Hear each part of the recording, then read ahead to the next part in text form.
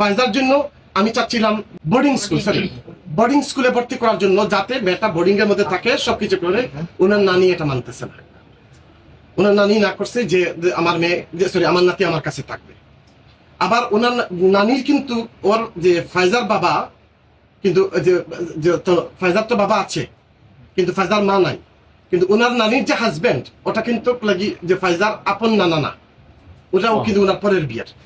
So এই যে অবস্থান, উনি মনে রিক্সা চালায় নাকি, এগুলা করে, মানে যাই হোক। আমি তো এখন যে জিনিসটা হচ্ছে ফায়জার নিরাপত্তা কি, ফায়জার নিরাপত্তা ফায়জার যে নানা আছে উনি দিতে পারবে না, যেহেতু উনি ব্লাড না।